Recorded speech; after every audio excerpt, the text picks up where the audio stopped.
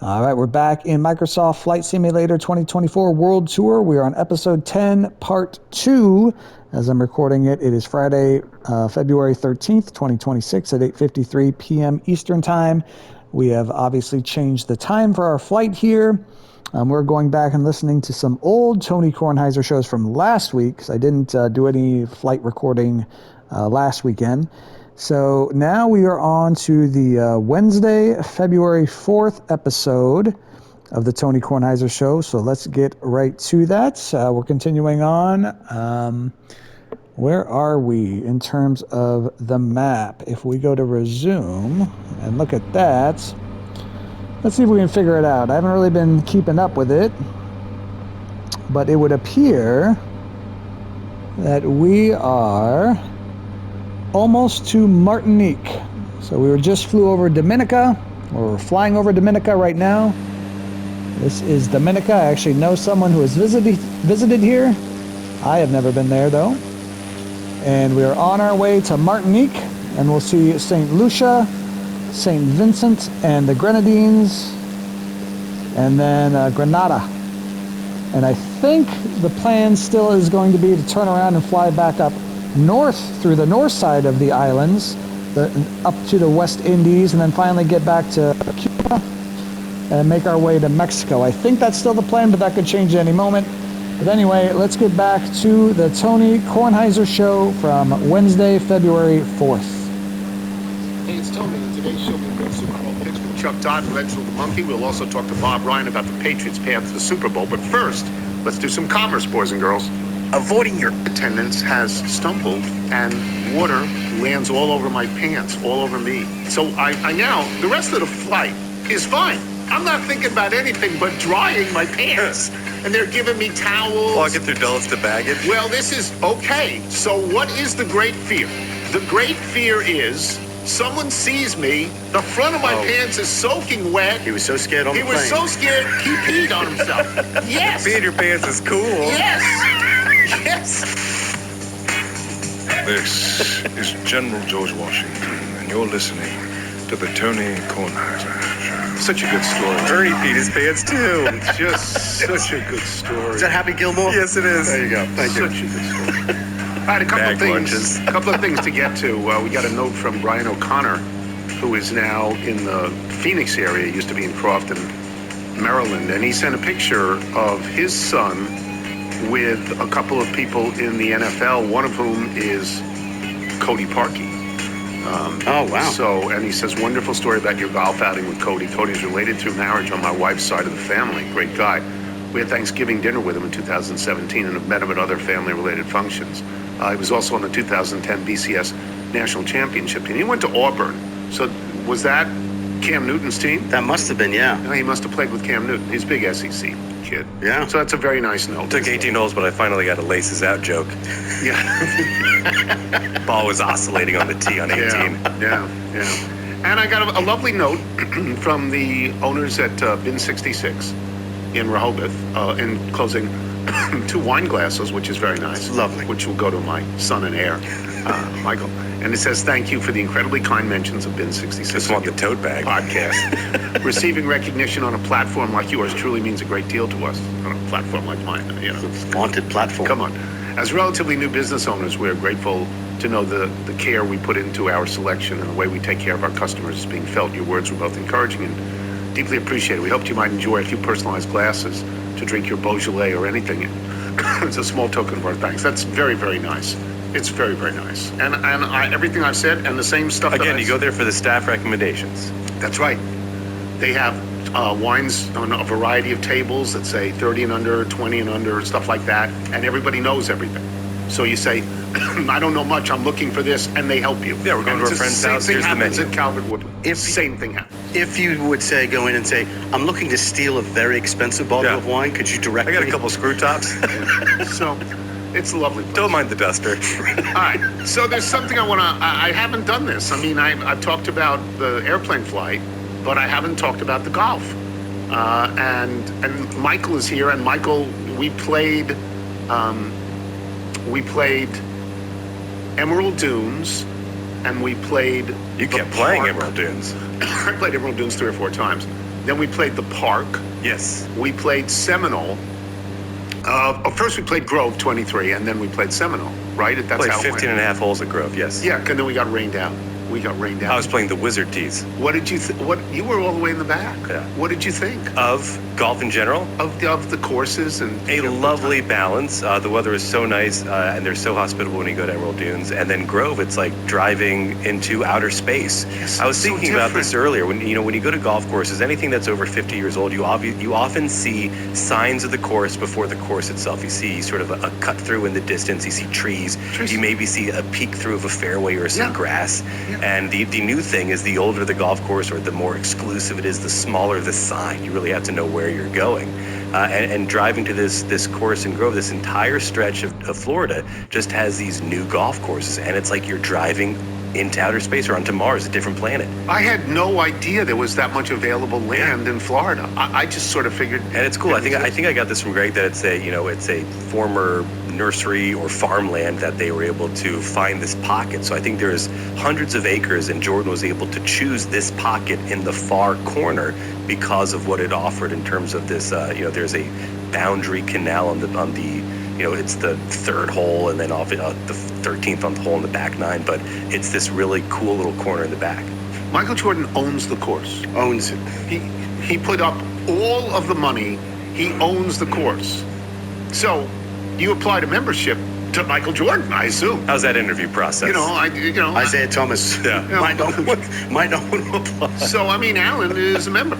And it's, so it was wonderful to go. There's a story I want to tell about being. It's very much a match play course, and I think it is often described as a course that favors the playing style of one person. Michael Jordan.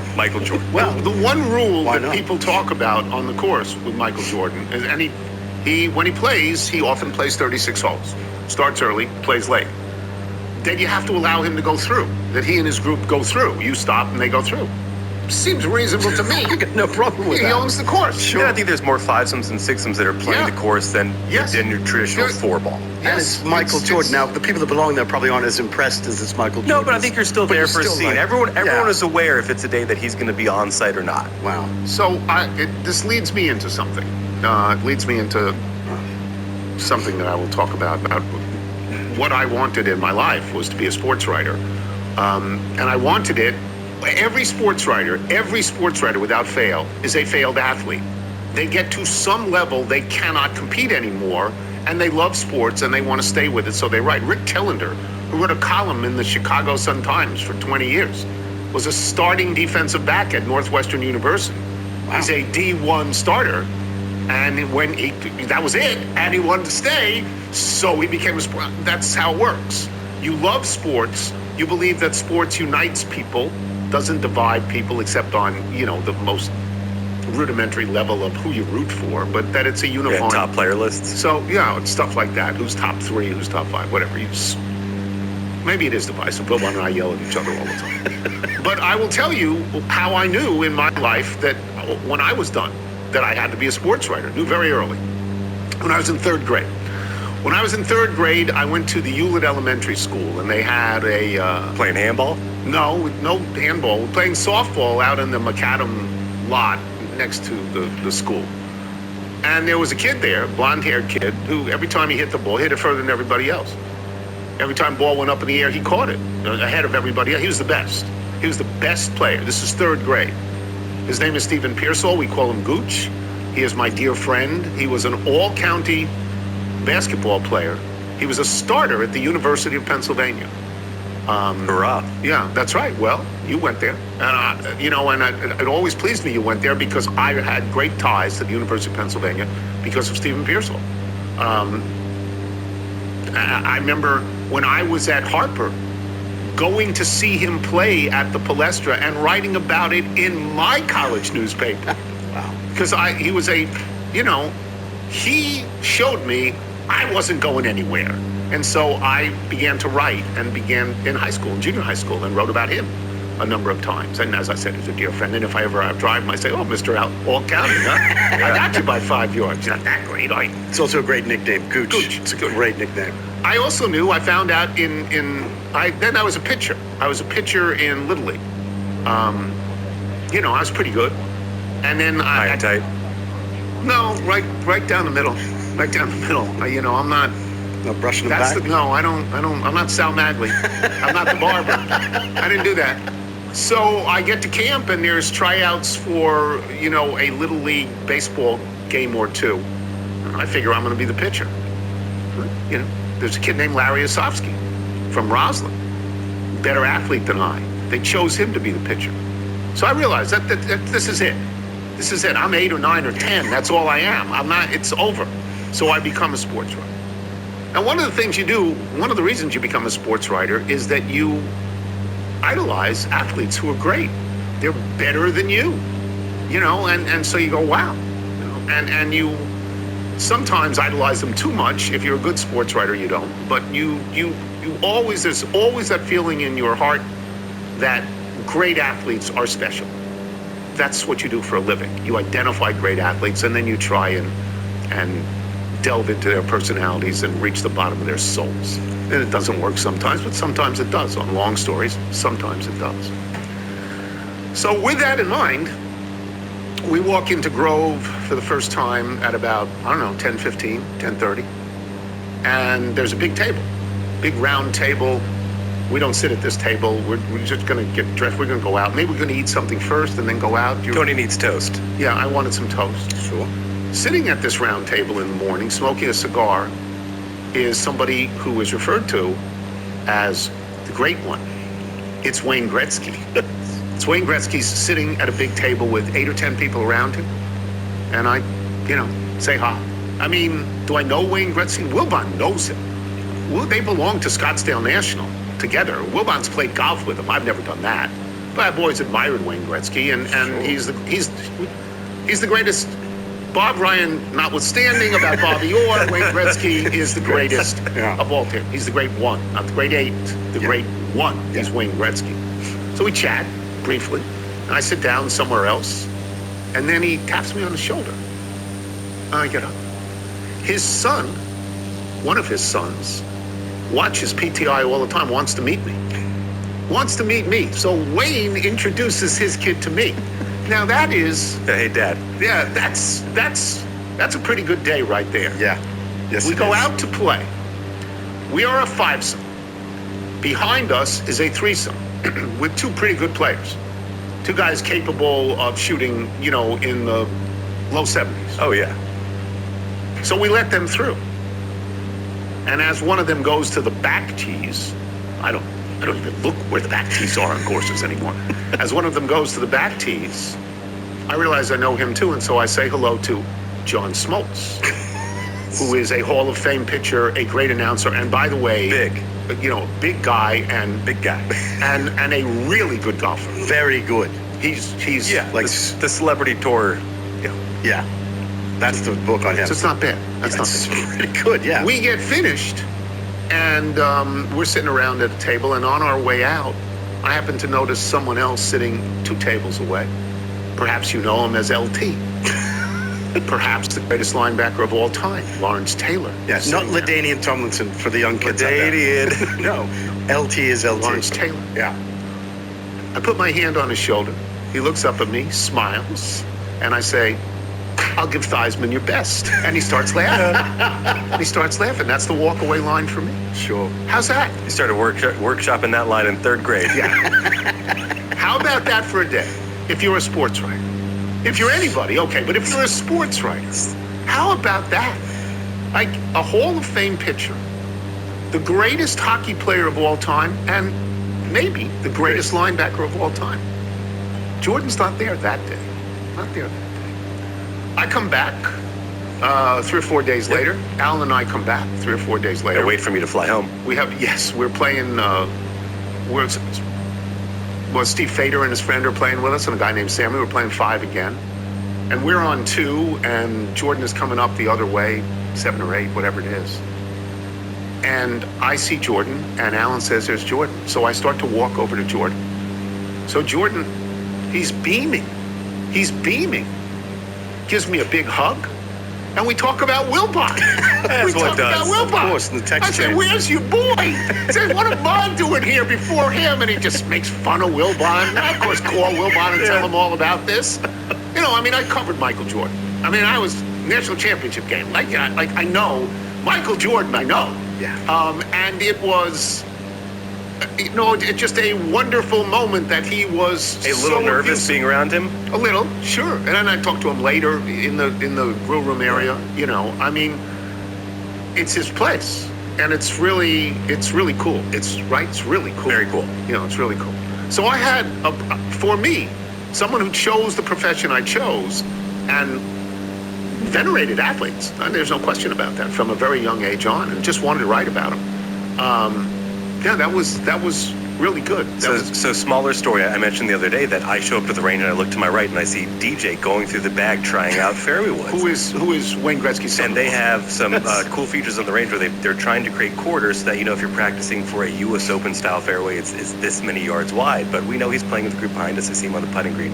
And if you listen to the caddies chatter, they tell us that on, I think it was number 6, he drove the green, hit it to 6 feet, dropped the putt for eagle. Yeah. So he's a great player because he's a multiple champion. Yeah. You know, although you haven't heard from him in a while. He's getting some world ranking points again. Yeah. This is the thing that happens. It's the same thing. We went to the TGL show, and you know, we're sitting in the room, and I'm chatting with Keegan Bradley. You know, that happens. I'm just waiting for you to say that. And then the next time I went to Publix to get a sandwich, Paul McCartney was there. We ended up hanging out and having a meal. That's the highlight of my trip, was getting a sandwich. Did you have this weird moment where you became old? I mean, this happens early in, you know, basketball, football, where you're older or you're a contemporary of the players you're covering. So we get to see Keegan Bradley. I played against Keegan in one college tournament. I look at him. His kids are having a birthday party at TGL. And I'm sitting there like, oh, I know this exact scene. Yeah. And he's someone I see on the TV every weekend. Yeah, yeah. And so I mean, they are indeed people. Yeah. And it was just, for me, it was just a fabulous experience, you know. I mean, and part of that, of course, is the PTI show. It's not being a sports writer. Well, and where PTI tends to air every day, 5:30, which is, you know, golf courses, grill rooms, locker rooms, gyms. So they know us and they hate us. But it's, you know, it is a certain kind of an entree. It's an obvious kind of an entree. You get, again, I said this the other day, the pilots knew who I was. Yeah. You know, I'm trying to meet the pilots to tell them, just keep it smooth. Let's help me out here. And they go, you're on the plane? You know, so anyway, it was very nice. How did you think you played? So at Grove, I was trying to play so fast just to be with the group because I'm playing a different set of tees. So it's, you know, I have to go back. Welcome to my world. Yeah. Because I'm in the front most Yeah, of no, the time. but yes, that is fair. And for me, I'm just happy to see, I don't get to play golf with you as much as I used to. Right. And so for me to have a couple of dedicated days to play golf with my two dads, you and Alan, is just everything. And to see you guys interact from 30 yards away, I get so much joy from watching that. It's great fun. Alan's a great host. He's the He best. is a great host. Now, Alan, drive it. We got rained out, so it starts to pour on 15. Really poor. We were putting out on 15. I think we get to 16, which is a short par 4. Of course, want to try and knock it on the green. I hit a pretty good shot, push it to the right. I think I bury in the front bunker and say, it's okay, we can go in. Yeah. So Maury thought he was going to melt.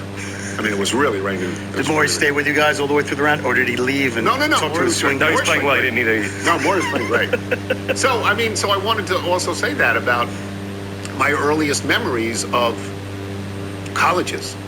I mean, if I had the grades to go to Penn and the money to go to Penn, I'd have gone to Penn.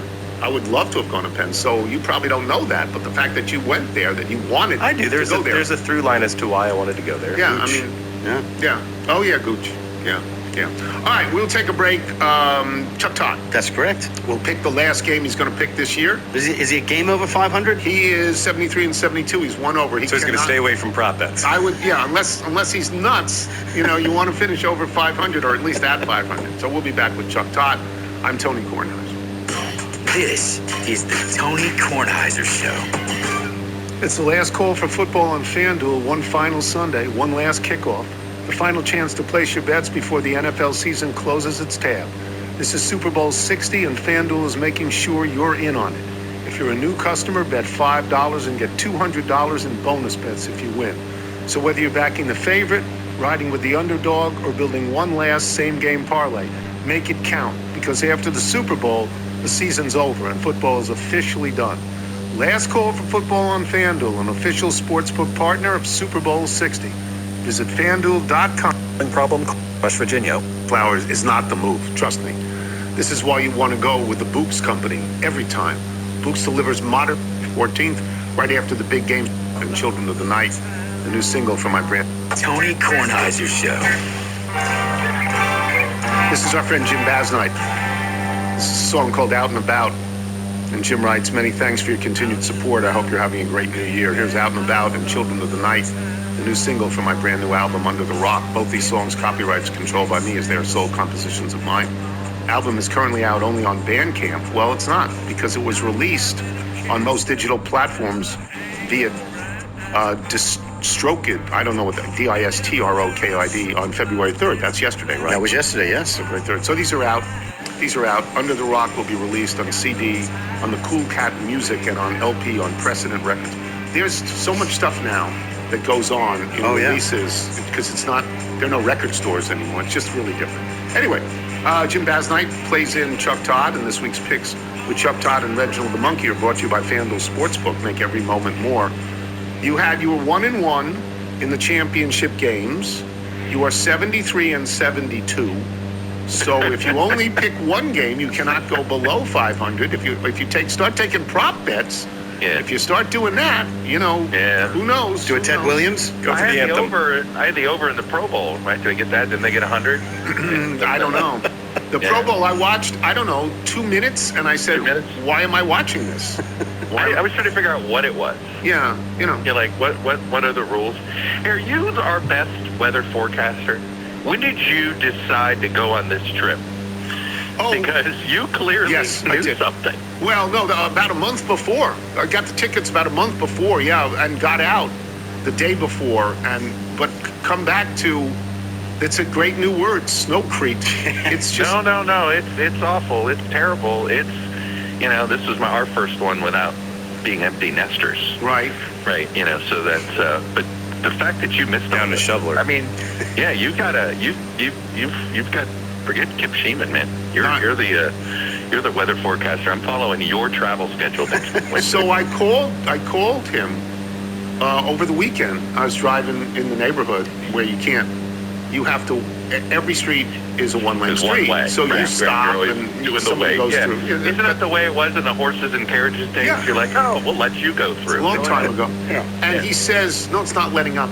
No. I mean, he was very pessimistic, and then admitted he hates snow and ice, even though he loves big storms. Yes, he loves the event, but not the aftermath. He does not like the aftermath. He's my favorite fearcaster. Yeah, not necessarily my favorite forecaster, but he's my favorite fearcaster. Oh, he's total fearcaster. Yeah. But now, I think by next week, maybe there are some days that are comfortably in the 40s. Yeah. But that's not melting this stuff. No, that's not melting the piles. Get out of here. My biggest complaint is my dogs are eating too much ice, and they eat the ice and immediately throw it out. It is the most, the whole thing. This is so gross. I'm so tired of it. All right, let's get to the game then. We have Seattle -4.5 against New England. We have the over-under at 45.5. If you have prop bets that you want to make, I'm unaware of all of those things that go out. But what are your thoughts on, I will give you mine first. So, I think Seattle is a significantly better team than New England. I think New England had good fortune to go up against Denver without a starting quarterback. And I think New England's really good.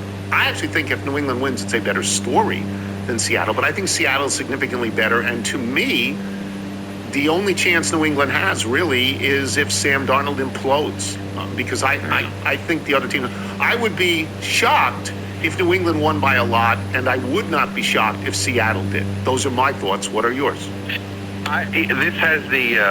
This feels like the lopsidedness of the NFC, AFC, late 80s, early 90s, right? Where it felt the whole time, right? There were 2 or 3 NFC teams that you were like, we're going to be the favorite no matter what came out of the AFC. And this feels like what was it when Natrone Means took the Chargers to the Super Bowl, right? And then they got hammered by the Niners. Like, it just feels like I don't want to call the Patriots an accident. It just feels like they're there a year or two too early. Well, they were 4-13 under 2 coaches in a row. Yeah. And they bring in Vrabel, and he goes the other way. Were they 16-3? So does coaching matter?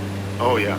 I know. Oh, sure. Jeez. Oh, I sure. mean, Look, I feel that way about Mike McCarthy. I'm not the biggest fan of Mike McCarthy on this or that, but you know what he does? He wins. Yeah. And that's what Vrabel does. It's not always pretty, but I'm with you. The only thing I'm concerned about is Darnold, and it's funny you say the Patriots are the better story. I love the Sam Darnold story. Do you?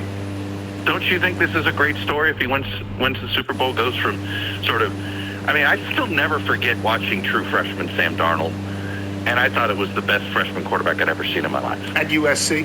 Yes. Yeah. He was unbelievable.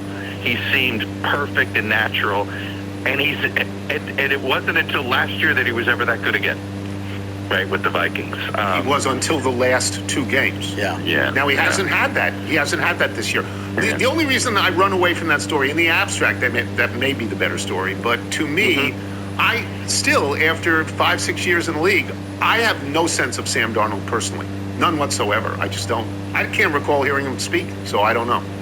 What is that? What is just not knowing him? What is that? Well, I would be much more sympathetic to him if I had a sense of him. That's what you look for over some long period of time, a sense of something. I'm kind of impressed with anybody that goes through the New York meat grinder. He did, and came out the other side well. And he came out, and that doesn't always happen. There's so many careers. Daniel Jones looks like he might be able to do that as well. Yeah. He looks like that now. If he can recover from that. It just feels the only thing. Like I smell a low-scoring game. I did. I agree with you. Seattle, when they needed to beat San Francisco, beat them 13-3. Well, it goes back to our Darnold. I'm not always. It feels like Seattle's always trying to make sure Darnold doesn't have to win the game. Right. That makes sense. Right? And they have a great defense. That's right, and they great running game. Like, well, but their Charbonnet's out. Like they just have Walker. Right, but Walker's been great. Yes. Yeah. So my feeling on this is Seattle covers. They're more likely to win by double digits than single digits, and this game goes under. So you want Seattle and the under? I'm taking Seattle and the under. And when would I ever do over? Oh yeah, with toilet paper. Right. They're not that guy. They would just ruin everything. They're not that guy.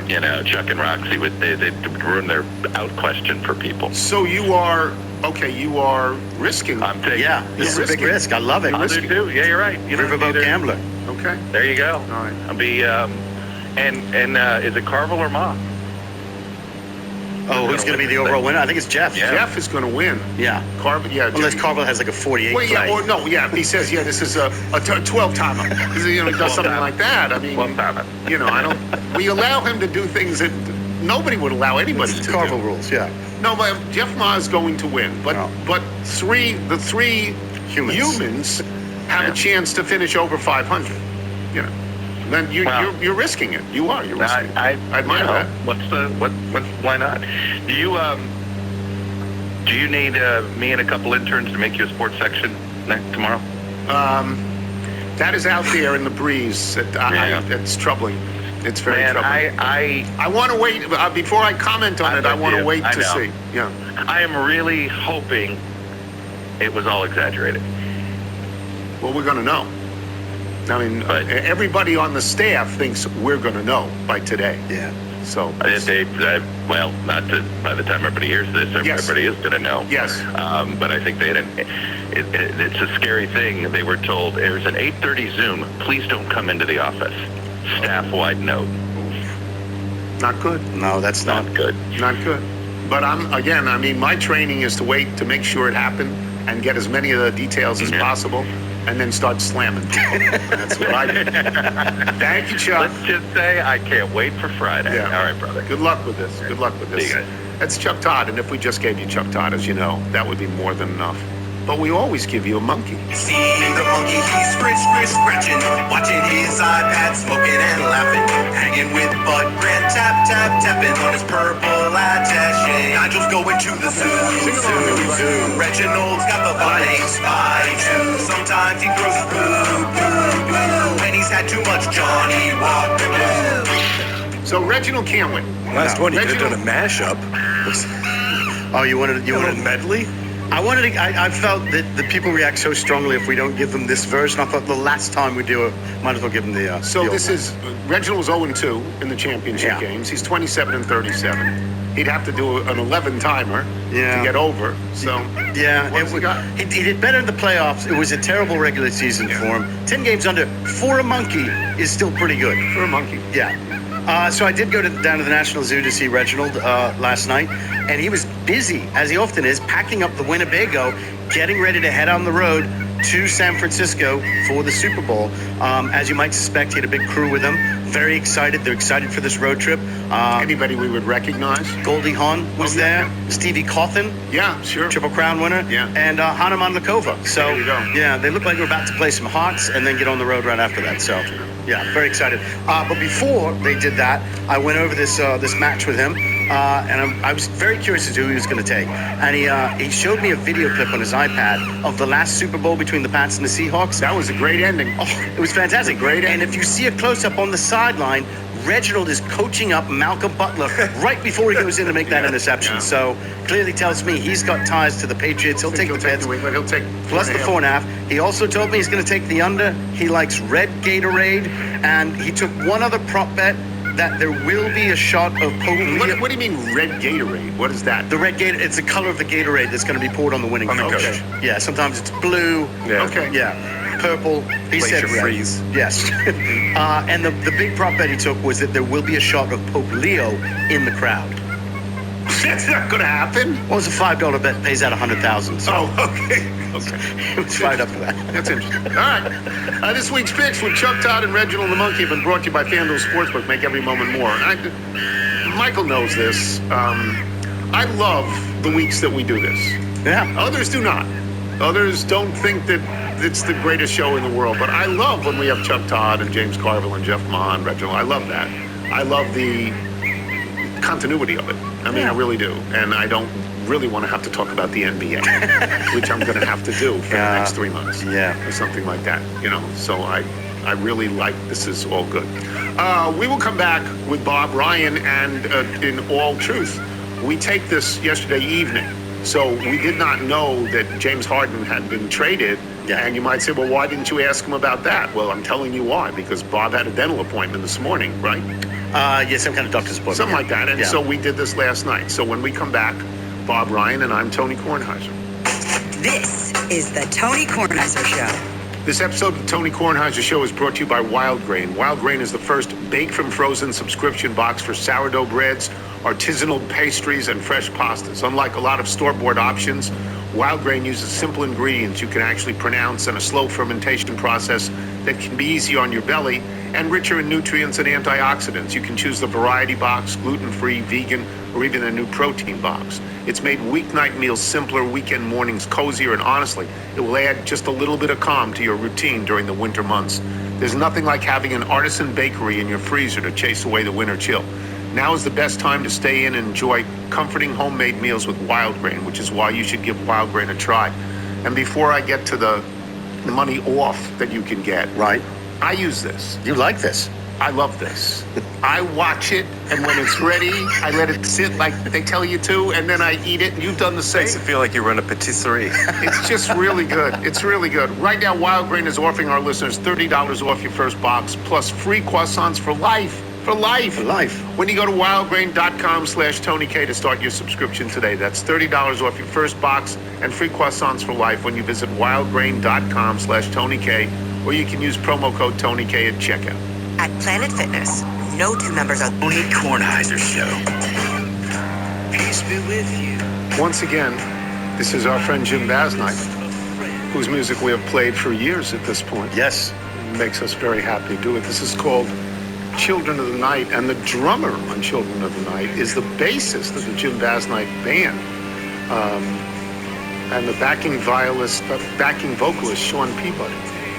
They all talk about the people in their band. Makes me very happy. Michael, if people like Jim Basnight, if people are like that and want to send us their original music, how do they Send go us about your it? music by emailing it to jingles@TonyKornheiserShow.com. And Mr. Basnight plays in Bob Ryan, the quintessential American sports writer, and we're going to get to the game because the Patriots are in the game against Seattle, and people have seen this movie before, but you have to start with hard news. You have to start with hard news that Kraft is now revealed. Bob Kraft does not get into the Hall of Fame. And previously, Bill Belichick did not get into the Hall of Fame. What are your thoughts on this? And do you find the two in any way related? Totally. It has everything in Kraft's case has to do with the so-called Spygate, so-called Deflategate, and in Belichick's case, as your colleague Michael Wilbon correctly pointed out the other day, there is another excuse not to vote for Belichick. If you want to keep voting for the likes of Roger Craig and L.C. Greenwood in their last opportunity, and that Belichick will have plenty of more chances to get in, blah, blah, blah, blah, blah. It's valid. I'll have to acknowledge that, okay? Now, the fact is this. In Belichick's case, there's no possibility that any of the 50 voters could look you, me, or anyone else in the eye and say, on the basis of his accomplishment, it's not getting Bill Belichick does not belong in the Hall of Fame. Yeah. Okay, so we know why you would hesitate to vote for him.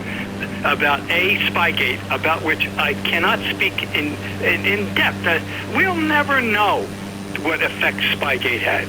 However, we do know what non-effect Deflategate had. That is total BS. Deflategate, it was documented that Brady threw the real football, the much better than he threw the alleged doctored football.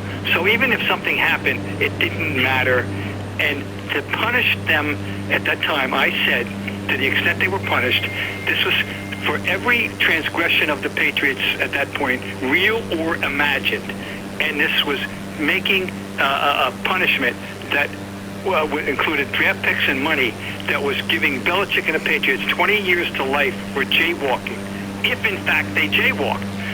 So, all right, now, Belichick's one issue, and Michael opened my eyes the night when he mentioned that, you could vote, you needed to vote for Greenwood or Craig. I was stunned that Roger Craig was not in the Hall of Fame. Me too. Wow. Yeah. But there's such, okay, now, Belichick, Kraft. Tony, there is no owner, not one, in the league today who belongs in there more than Bob Kraft. You're 100% right. Yeah. He has done more for that league. He has made more money with various ways for that league than for the other 31 owners. So to say that he doesn't belong in is just complete anti-patriot bias nonsense, okay? Now, the fact that he's campaigning for himself over the years and it's an obsession with the organization, and that probably irritated some people. And I'm going to guess that, after they had their little say and their little spat, that next year he'll get in. But they both belong in. We know that. Yeah. I mean, yes, I agree with you right down the line on that. I'm not much on owners and commissioners going into halls of fame. I'd rather put in players and managers and coaches. If that ballot was given to me, I would have Roger Craig. I would have said, really, he's not in. I would have ended up, I think, voting for Roger Craig, L.C. Greenwood, and Bill Belichick. I think that would have been mine. I think. Tony, it's a terrible process. It's a dumb process. It's ridiculous. I don't know how. So they got to revise it. I know there's a lot of agitation now to revise it, and they should revise it. They got to find a better way. Can I ask you a question? I mean, if this anti-patriot bias exists, and I think it does exist, you can't see Tom Brady not getting into the first ballot, can you? No, I think he'll be exempt from it. Okay. That would, but boy, what a story that'll be. But I don't see that. I don't see that happening at all because Brady. No, I don't. Okay. But you're right. That would be catastrophic. Yeah, it's really something. My assumption has always been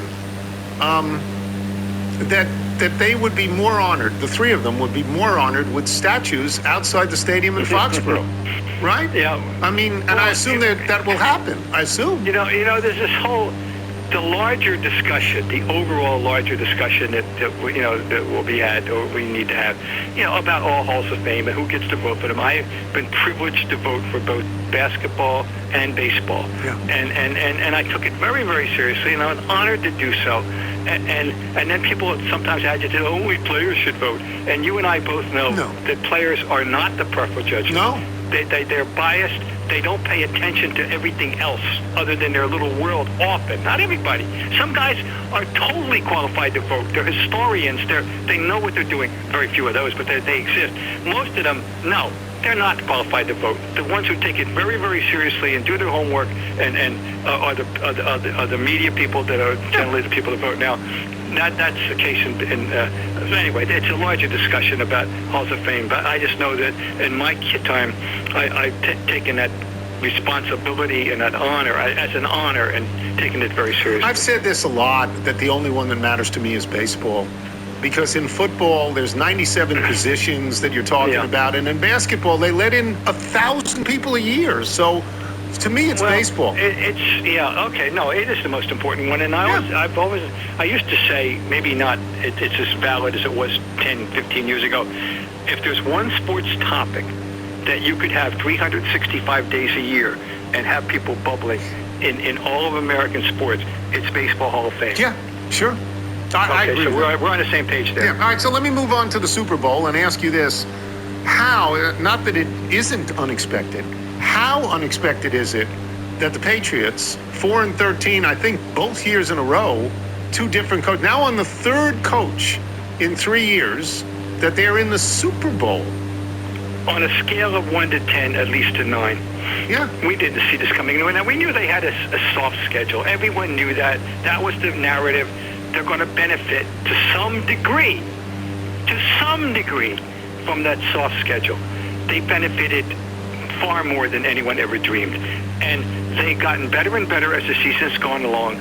And in the playoffs, their defense has been the story, not against the better opponents. And so it's a remarkable year. The two big individual stories are the coach, and the quarterback. Yeah. But there are other. Elliott Wolf was on a hot seat going into this year for as the I don't even know what the title is. He's not GM. He's player personnel, whatever. He's the guy that makes the draft picks, and they weren't so good this year. He made great free agent acquisitions. Milton Williams was the most very, very crucial acquisition, and he picked up some guys that were not on the team last year that are making a very important contributions this year. But isn't it sick? This is the second time in this mini-century, 25 years, that they have had this happen, and it happened in 2001. To get to the Super Bowl and win it in 2002, and now they're on the verge. They're back. I would say this: the spread is appropriate. The proper team is favored. Yes. Seattle should be favored. Yes. But the Patriots can win the game. And if they don't win the game, I hope people here don't get all bummed out, because what they've done is wonderful and exemplary, and I think they'll give them a good game. And if they win, they win. If they don't win, I'll live with it. Yeah, I mean, my sense of this is that Seattle is a better team, and it will probably come down to if Sam Darnold he doesn't have to be great. If he doesn't throw the ball away and see ghosts, they should win. They should win. And now the other thing, but the better story is New England winning. It's the better story. Drake May has not thrown particularly well in these playoffs, but he runs well. He's run strategically. Yeah. Brilliantly to win games for them, and that's who he is. That's his full arsenal. He's a modern two-way running, throwing quarterback. Darnold's old school, and he does throw along well. We all know he's got a strange checkered history, and we all know that he makes mistakes, and he may very well make one more crucial mistake on Sunday. Who knows? But I'm looking forward to it. It's a fair game. It's a wonderful story. And the storyline, come on. I mean, how many times are we going to go over Super Bowl 49? I know it's one of my favorite things to talk about. Sure. You know, and Malcolm Butler. Sure. Why are you throwing the ball? You have Marshawn Lynch. What are you doing? Why are you calling this play? What are you, nuts? Absolutely. And that's part of the fun of this week.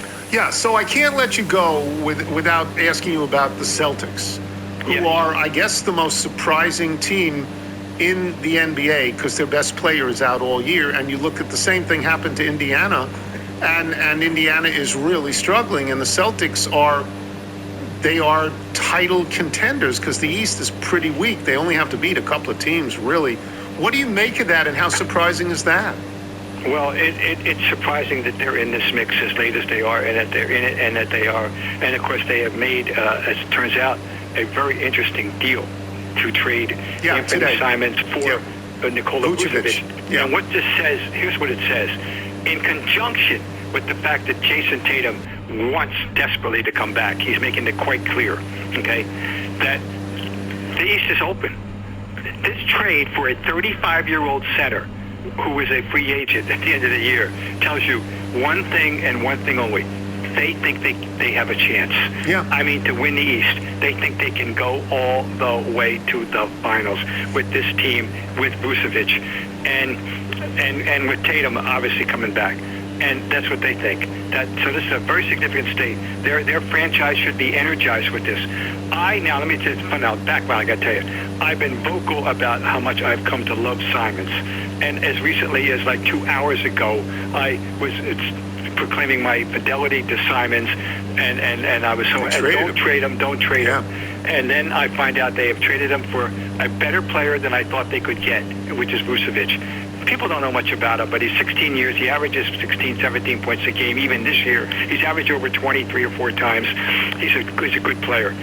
He gives them and they got depth at the center now because they've got Nevis who's played very well. They got Luka Garza who's played very well. They've got some real depth at center now. I don't think the plane's supposed to be doing that. On paper, they do stack up with Detroit and New York and anyone else in the East right now. This is a move for the immediate for today and for this year. They'll worry about next year. I'll get you out of here on this. Do you expect both, neither, or one of Harden and Giannis to be traded by the deadline on Thursday? Yeah, Harden, yes. Giannis, no. I think we wake up Friday morning and Giannis is right where he's been. Who's going to come up with the right deal? Now, the one that would intrigue me if they do is Minnesota, because Anthony Edwards is a killer.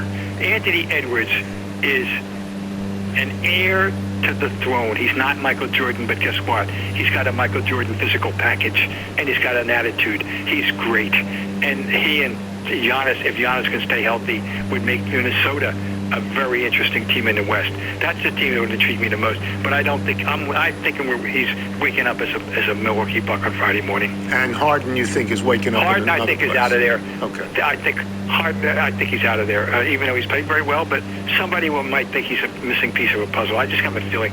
But then again, it's because of their history. I'm going history, and they're still the Clippers. I'm sorry. Thanks, Bobby.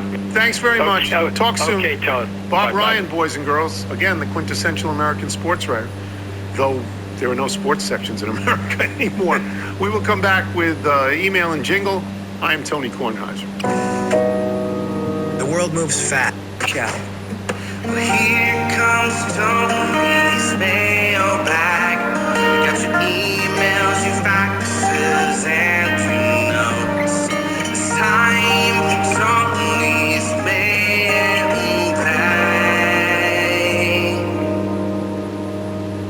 We're gonna read some for all you folks.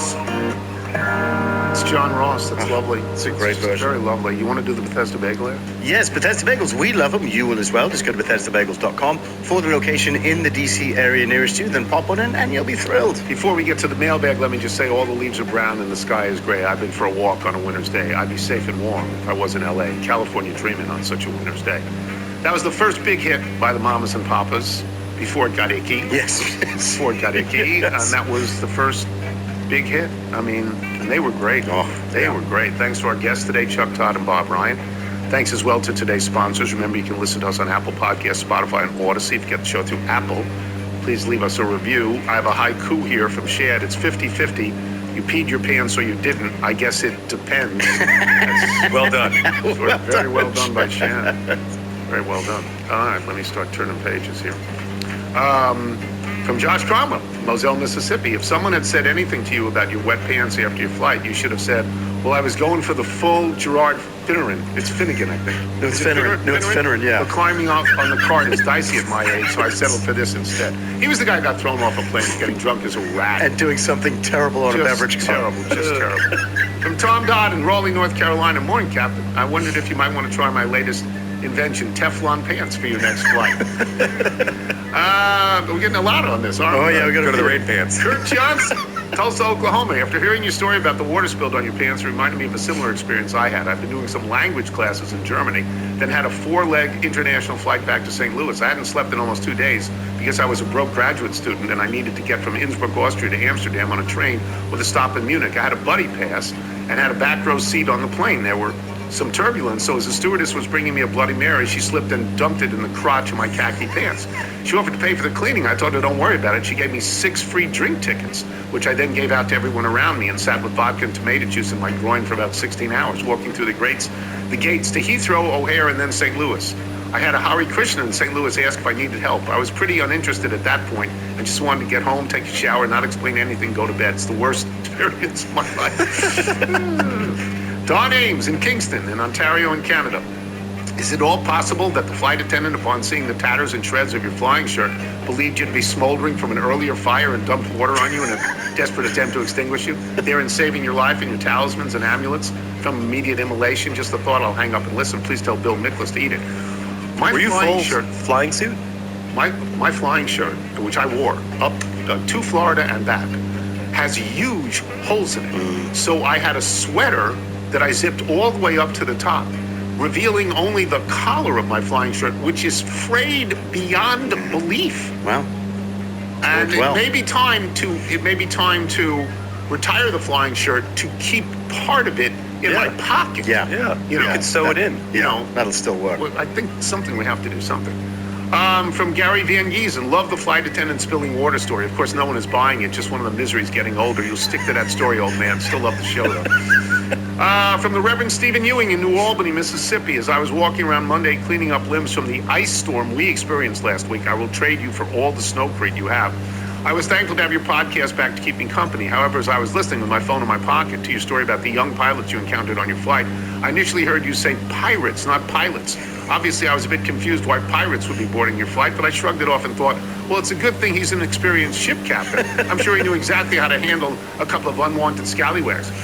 Thankfully, your flight was not hijacked by Jack Sparrow or Blackbeard. And Michael, if peeing your pants is cool, consider me Miles Davis. Thanks as always for the laughs and good information. Do you want to explain that reference to people? No, that we already did. This is Billy Madison. From Greg in New York City, dear Captain Tony, you're the only person who gives an Oscar acceptance speech post-flight. I don't think astronauts returning from space give a diatribe like that upon landing. And finally, to the pilots who made this smooth flight possible, you love me. You really love me. Can't we get Dan Byrne to play the guy? From Claire Natola. If you decide to embark on the series of day trips via air travel, you're more than welcome to visit Central Ohio. I'd be happy to pick you up at the airport in Columbus. We can grab lunch at the Hamburger Inn in my adopted hometown of Delaware, visit Reginald's cousins at the Columbus Zoo, and go monitor the traffic in Galena firsthand. I bet we could talk Carla Corrado into joining us. That would sweeten the deal. Yes, it would. From Steve Miller, not that Steve Miller, in Heston, Pennsylvania. Michael, my grandson is 3. Is it too soon for golf lessons? Also, should I invest in clubs for him now or wait a few more years? Any suggestions? No, get the kids clubs now. The captain uses his yard club, which is from Kids Golf. But if you go check out, any of the big stores, PGA Tour Superstore, Golf Galaxy, they'll have something that is age appropriate. Anything that's hybrid that they can get outside and hit a tennis ball with.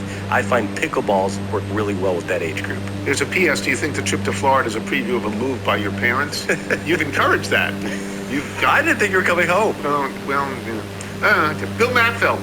Fort Mill, South Carolina. Being in the Charlotte area, I just received more snow in one day than the entire accumulation of all the snow that fell in the past 9 years I have lived here. Oof. With this having been a once-in-a-lifetime event for most of the local people, it is understandable to hear all of the complaints that come once the romance of snow wears off.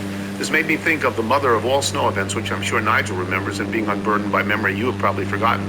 Do you remember how hard Boston got hit in 2015 when they had so much snow they couldn't find places to put it all? I seem to recall them receiving somewhere close to 10 feet of snow in just a couple of months, none of it melting in between storms.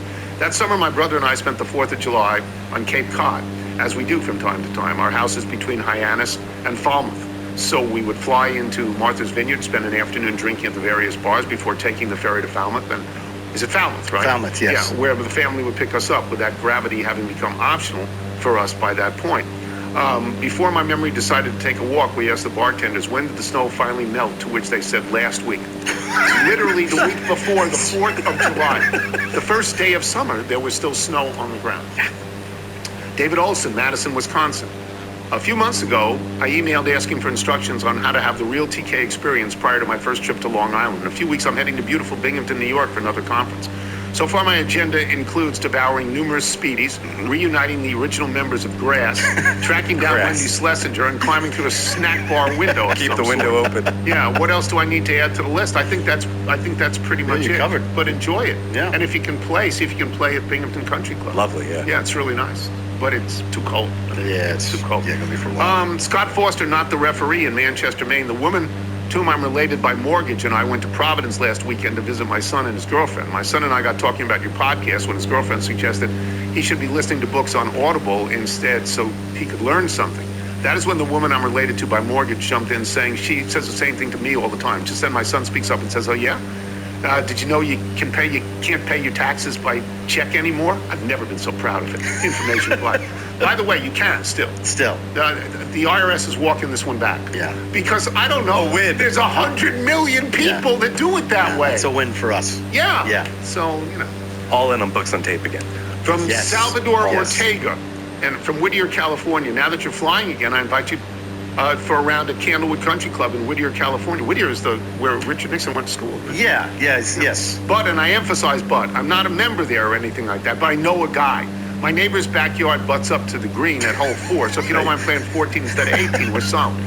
Don't worry about winter, that's just a concept we hear about in Southern California. The woman I'm related to by marriage, my non-masculine child, and I took my son to Disneyland to celebrate his 5th birthday this past Saturday. It was 85 degrees. Furthermore, I'm not sure if I'm using that correctly, I studied recreation and leisure services after all.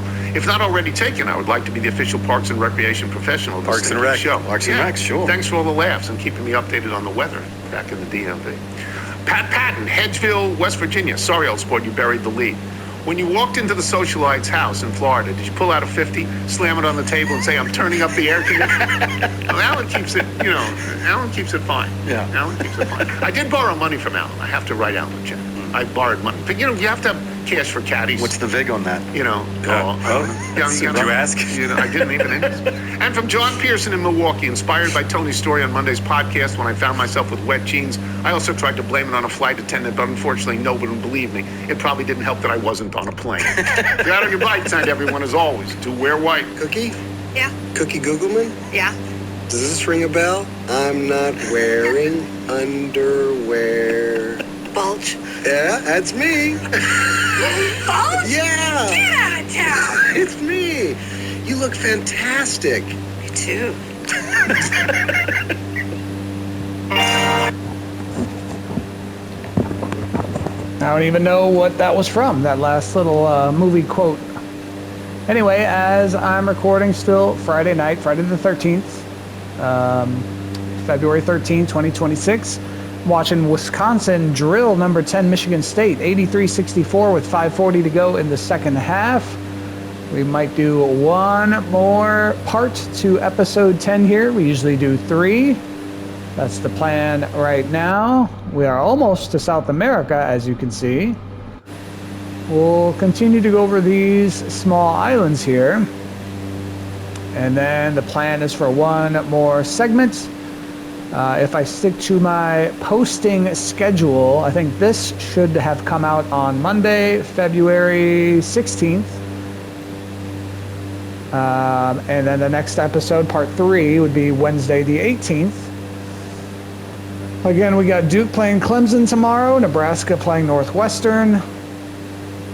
Hopefully those will both be wins, but the Duke game, they're both at home, that helps.